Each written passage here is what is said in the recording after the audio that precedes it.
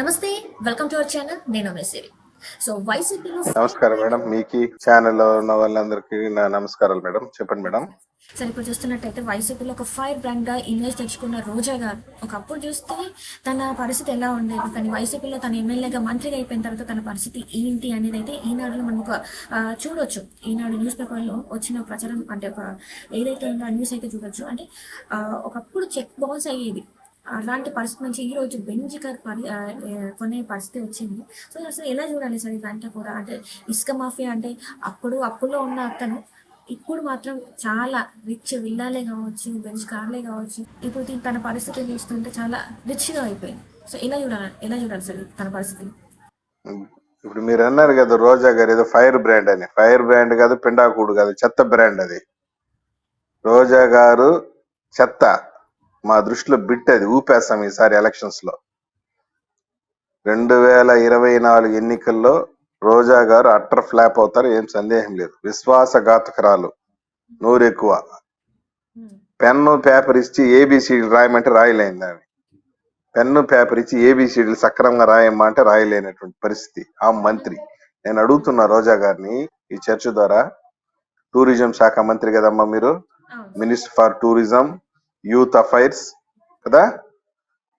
ఆ శాఖని Telugu correct English లో రాసేయమనండి, pen paper ఎత్తుకుని. Minister for tourism and youth affairs అనేసి రాయలేంది. ఆమె మంత్రి.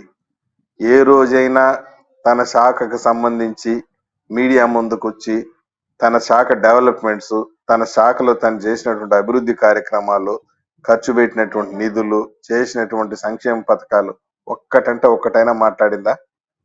కేవలం చంద్రబాబు నాయుడు గారిని బూతులు తిట్టేదానికి, తెలుగుదేశం పార్టీ నాయకులను తిట్టడానికి తప్పించి ఇంకా దేనికి పనికిరాదు. బూతుల మంత్రి. నేను అడుగుతున్నాను, కనీస ఇంగిత జ్ఞానం ఉంటే చంద్రబాబు నాయుడు గారిని, తెలుగుదేశం పార్టీ నాయకుల్ని తిట్టే నైతిక అర్హత లేదు నీకు. విశ్వాసఘాతకురాలు నువ్వు. నీకు అసలు ఫస్ట్ మొట్టమొదటిగా నాకు తెలిసి టికెట్ ఇచ్చింది ఎవరు? తెలుగుదేశం పార్టీ టికెట్ ఇచ్చింది.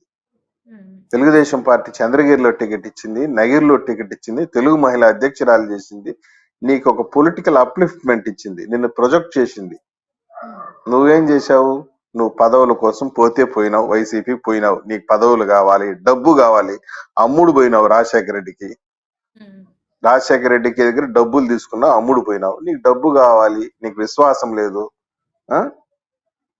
చెంబు నీళ్ళు ఇస్తే జీవితాంతం గుర్తు పెట్టుకునేటువంటి మనుషులు ఉన్న రోజుల్లో నిన్ను ఎమ్మెల్యే టికెట్ 2 సార్లు ఇచ్చి, డబ్బులు ఇచ్చి, నేను ప్రొజెక్ట్ చేసి నీకు డబ్బు కావాల్సి వచ్చింది. అప్పులు అయిపోయినావు, పోయినావు. నీకు డబ్బులు కావాలి, రాజశేఖర రెడ్డి దగ్గర పోయినావు, అమ్ముడు పోయినావు. పో, తీసుకో. పోయి మమ్మల్ని తిట్టడం ఏంది? చంద్రబాబు నాయుడు ముసులు అనటం ఏంది? ఇంకొకటి అనటం ఏంది? ఆయన అరెస్ట్ అయినప్పుడు టపాసులు కలిసి స్వీట్లు పంచుతావా? ఏమ్మా, చక్రం ఎప్పుడు ఒకే కాల చక్రం ఒకే రకం ఉండదు, తిరుగుతా ఉంటుంది. గడియారంలో ముళ్ళు ఉంది కదా, టిక్కు టిక్కు టిక్కు టిక్కు టిక్కు అని తిరుగుతుంటుంది. ఏదో ఒక రోజు నీ టైం కూడా వస్తుంది. ఆ రోజు చెప్తాం మేము. టపాసులు కాల్చినావు కదా, మేము కూడా టపాసులు కాల్చే రోజులు వస్తాయి. నువ్వు నీ అరాచకాలు, నీ అక్రమాలు, నీ అహంకారం కళ్ళు నెత్తికెక్కకూడదమ్మా. పదవులు వస్తూ ఉంటాయి, పోతుంటాయి. పవర్ ఈస్ నాట్ పర్మనెంట్, గుర్తుపెట్టుకోమ్మా. చంద్రబాబు నాయుడు గారు నీలాంటి మంత్రులు 100 మంది తయారు చేసి ఉంటారు ఆయన కేబినెట్ లో. వాళ్ళంత మాత్రాన కళ్ళు నెత్తికెక్కిపోయి డబ్బులు ఈ రోజు ఏదో 10 రూపాయలు చూసేసామని చెప్పి ఏంది నీ పరిస్థితి? ఏందమ్మా? చెక్కులు బౌన్స్ అయ్యి, అప్పులు అయిపోయి, మెయింటెనెన్స్ లేక, నీ మొగుడు తీసిన సినిమాలైన అటర్ ఫ్లాప్ అయిపోయి, అప్పులోలు నీ కొంప మీద పడికి వచ్చిన సందర్భాలలో పదవి కోసం పోయినా తీసుకో. నీ అహంకారం ఏ స్థాయికి వచ్చిందంటే, విజయవాడలో ఒక బీచ్ లో ఒక అఫీషియల్ ప్రోగ్రామ్ లో చెప్పులు వదిలేసి బీచ్ లో వాళ్ళ ఎంప్లాయీని పిలిచి, నాగరాజు ఆ చెప్పులు తీసుకురా అని చెప్పింది. మీకు తెలుసో లేదో? చెప్పులు తన ఎంప్లాయీని మోయమని చెప్పింది. ఒక మంత్రిగా వండుకొని నీ నీ నీ సిబ్బంది చేత చెప్పులు మోయిస్తావు. అంత అహంకారం ఎక్కడ నుండి వస్తుందమ్మా? చాలా మంది మంత్రులు చేశారు, పెద్ద పెద్ద కోటీసుల కుటుంబాలు చూసాం. వాళ్ళ సొంత బ్యాగులు వాళ్ళే తీసుకొస్తారు, వాళ్ళ సొంత ఫైల్స్ వాళ్ళే తెచ్చుకుంటారు, వాళ్ళ సొంత లగేజ్ వాళ్ళే మోస్తారు. అంతెందుకమ్మా, ప్రైమ్ మినిస్టర్ నరేంద్ర మోడీ గారు ఆయన సొంత లగేజ్ ఆయన తీసుకుంటాడు, ఎవరిని తీసుకుంటూ ఒప్పుకోడు. రాహుల్ గాంధీ గారు కూడా అంతేను. నేనేం రెస్పెక్ట్ ఆఫ్ పార్టీస్ గురించి మాట్లాడతాను. సింపుల్ గా వాళ్ళ పనులు వాళ్ళు చేసుకుంటారు. నీ పరిస్థితి ఏంటంటే అధికారంలోకి వచ్చిన తర్వాత దోపిడీ, కనిపించిన చోటంతా భూ కబ్జా, ఇసుక దోపిడీ, మద్యం దోపిడీ. నగిరి నియోజకవర్గం తమిళనాడు బార్డర్ పక్కన ఉంటుంది. నగిరి నుండి కొన్ని వందల లారీలు ఇసుకలు తమిళనాడు దోలారు నువ్వు నీ అన్నదమ్ములు. గ్రానైట్ మాఫియల్ మాఫియా, లిక్కర్ మాఫియా, భూముల కబ్జాలు. APIACC chairman, Andhra Pradesh industrial development corporation chairman కూడా భూములు అమ్ముకుని దోచుకుని తిన్నారు మీరు. ఎవరిని వదిలిపెట్టదు. అంతెందుకమ్మా, జస్ట్ ఒక 2 months బ్యాక్ మీ పార్టీ లీడర్లు ఒక వీడియో రిలీజ్ చేశారు. దాంట్లో ఏంది తెలుసా? నగిరి మున్సిపల్ చైర్పర్సన్ పదవిని, వైస్ చైర్పర్సన్ పదవిని 60 లక్షలకు అమ్ముకున్నావు, 60 లక్షలు తీసుకున్నది రోజా అని చెప్పి పక్కాగా ఎవిడెన్స్ కూడా, వీడియోస్ కూడా రిలీజ్ చేస్తే ఇప్పటి వరకు నువ్వు సమాధానం చెప్పుకోలేనంటే దౌర్భాగ్యమైన పరిస్థితి రోజా గారిది. మున్సిపల్ చైర్పర్సన్ పదవిని 60 లక్షలకు అమ్ముకున్నావు. నీ పార్టీ వాళ్ళే వీడియోలు రిలీజ్ చేశారు. నీ పార్టీ వాళ్ళే వడమాలపేట మండలంలో నువ్వు వాటర్ ప్లాంట్ ఓపెన్ చేసేదానికి వస్తే నిన్ను అడ్డుకున్నారు. నిన్ను పిలవను కూడా లేదు. ఈ పరిస్థితి దోపిడీ చేసుకున్నావు నువ్వు. జబర్దస్తి కార్యక్రమాలకి నీకు ఒక అవకాశం ఇచ్చి నీ కుటుంబం గడిచేదానికి ఒక ఛాన్స్ ఇచ్చారు ఈనాడు రామోజీరావు గారు, ఈటీవీ గారు. నువ్వు వాళ్ళపైన అవాకులు చవాకులు పేల్తావు. విశ్వాసం ఉందా నీకు? డబ్బులు శాశ్వతం అనుకుంటున్నావా? డబ్బులు వచ్చేసింది కదా, నాకు మీ కొమ్ములు పెరిగిపోయింది, నేను ఇష్టం వచ్చినట్టు ఎగురుతానంటే కుదురుతుందా? ఒకప్పుడు నీ అప్పులు చెప్పుకో. ప్రజలకి ఈ డబ్బు ఎట్లొచ్చింది, ఎలా సంపాదించుకున్నావు? ప్రజల రక్తాన్ని పీల్చి వచ్చిన డబ్బే కదా అది. బెంజ్ కార్ ఎక్కడి నుండి వచ్చింది, విల్లా ఎక్కడి నుంచి వచ్చింది, ఆస్తులు ఎక్కడి నుంచి వచ్చింది, కోట్లు ఎక్కడ వచ్చింది, బ్యాంక్ బ్యాలెన్స్ ఎక్కడ? ప్రజలకు సమాధానం చెప్పు, చూద్దాం. రేపు వచ్చి నామినేషన్ వేస్తావు కదా నగిరిలో, నీకు దమ్ము ఉంటే బహిరంగ సభ పెట్టి చెప్పుమా ఏ ఆస్తులు ఎట్టొచ్చిందని చెప్పేసి. ఆ టెక్నిక్ ఏదో మాకు కూడా చెప్పి మేము కూడా చిన్న బెంజ్ కారు కొనుక్కుంటాం కదా. ఎందుకు డబ్బులు వచ్చింది గుట్టుగా ఉండు, నోరు ఉంది కదా అని పిచ్చి పిచ్చిగా వాగితే పరిస్థితులు చాలా దారుణంగా ఉంటది.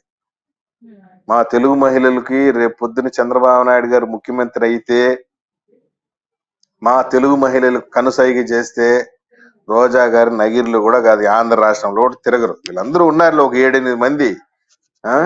ఈ కొడాలి నాని, రోజా, ఈ పేర్ని నాని, వల్లభనేని వంశీ, వీళ్ళందరూ నోరు బారేసుకునే బ్యాచ్ ఒకటి ఉంది.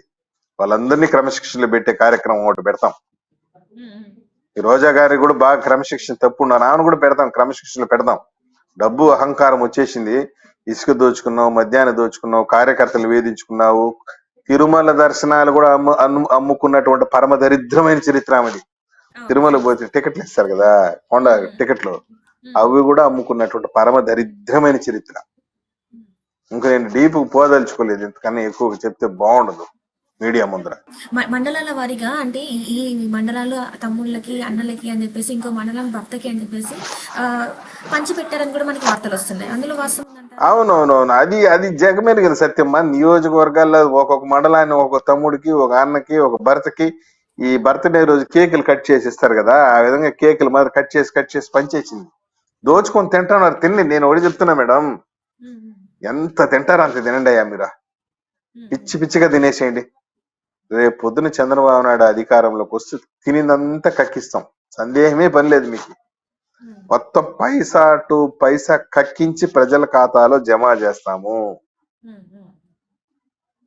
మంత్రి అయ్యేటప్పుడు రోజా గారు ఏ 60 కేజీలు 70 కేజీలు ఉన్నారు, మంత్రి అయిన తర్వాత 150 కేజీలు పెరిగి ఉన్నారు. ప్రజాధనం తిని తిని తిని. నేను చెప్తున్నాను, ప్రజాధనాన్ని అడ్డంగా దోచుకుని తిని ఉండరు.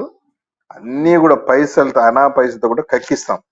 డబ్బులు వచ్చింది ఏదో గుట్టుగా ఉండకుండా చంద్రబాబు నాయుడు ముసిలోని అనటం, పప్పు అనటం.